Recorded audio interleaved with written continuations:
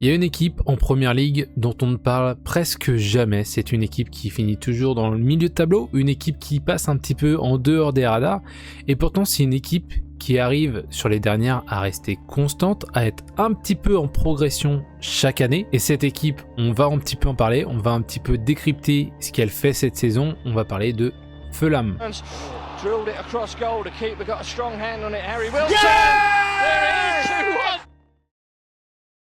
Pour parler de Fulham, il faut forcément parler de Marco Silva. En effet, l'entraîneur portugais a commencé sa carrière d'entraîneur à Estoril en 2011 jusqu'en 2014.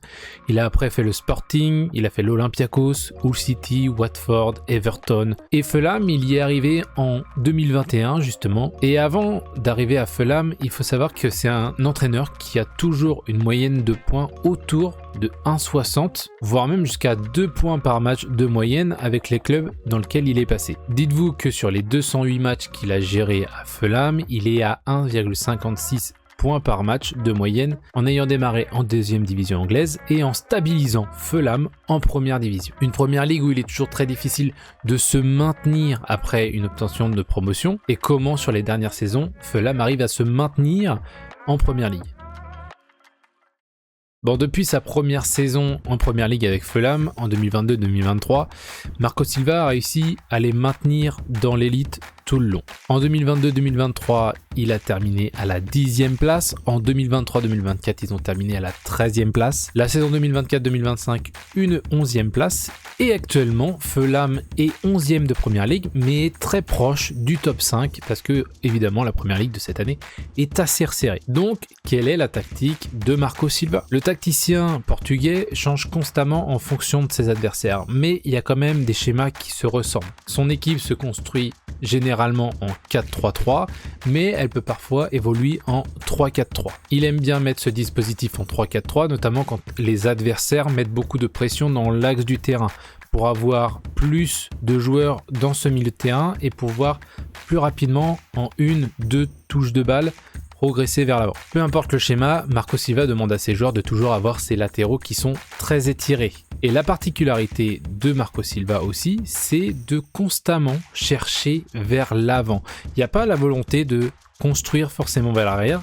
L'objectif, c'est de progresser le plus rapidement possible, intelligemment possible, mais de toujours essayer de progresser. Dans la séquence que vous voyez, on voit qu'un seul milieu de terrain dans l'axe. Normalement, on devrait en voir deux. Et pourquoi est-ce qu'on ne voit pas le deuxième ? C'est parce que, tout simplement, dans le match contre les Wolves, Silva a eu la volonté de laisser de l'espace dans le milieu de terrain pour que ses ailiers puissent rentrer et proposer des solutions dans l'axe du terrain. En effet, son schéma de jeu, pour lui, c'est de progresser dans le terrain en essayant de chercher dans le tiers médian, dans la phase de construction, ses joueurs les plus techniques. Mais pas forcément techniques dans la passe, plutôt techniques dans le dribble et dans le fait de percuter sur l'adversaire.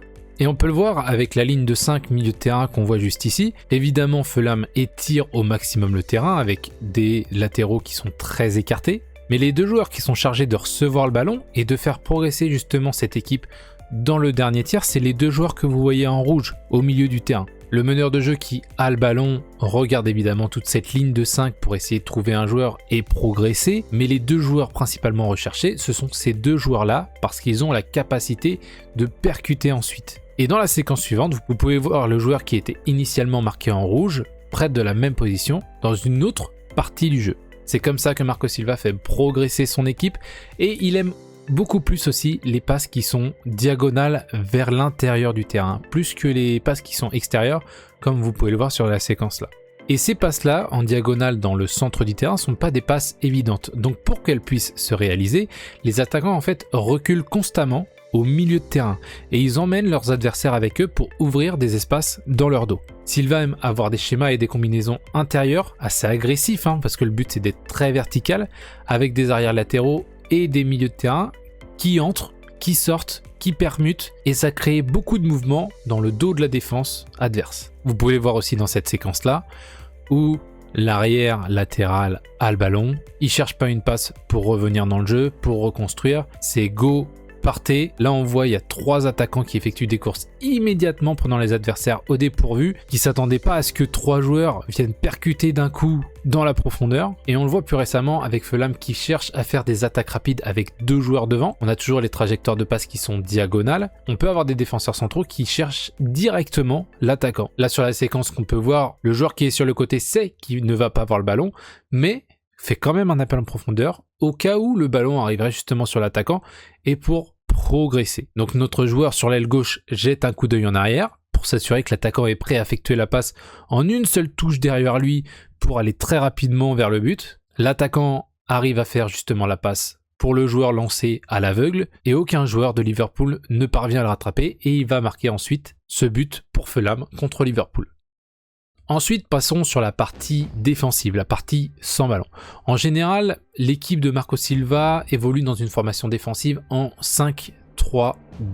Les 2 milieux extérieurs cherchant à intervenir s'ils voient une opportunité d'intercepter. Lorsqu'ils affrontent des équipes plus faibles en construction, des équipes plutôt du bas de tableau, ils n'utilisent généralement pas une défense à 5 mais plutôt un 4-4-2. La défense à 5 elle est plus destinée aux équipes qui sont très concentrées en attaque, les Liverpool, les Manchester City, les Arsenal, etc. Lorsqu'ils jouent contre une attaque plus faible, c'est pas nécessaire pour eux d'avoir 5 défenseurs. Là par exemple dans la situation, on voit qu'ils affrontent Burnley, ils peuvent envoyer un autre joueur au milieu de terrain et mettre la pression beaucoup plus haut pour essayer de récupérer le ballon. Comme dans les positions offensives, Marco Silva adapte aussi son schéma défensif en fonction des adversaires. Lorsqu'il affronte les Wolves par exemple, dernier du classement, il n'hésite pas à mettre 3 hommes dans le pressing en haut parce que les Wolves sont tout simplement une équipe qui a du mal dans la progression du jeu, donc il déstructure sa défense pour être plus agressif contre un adversaire plus faible.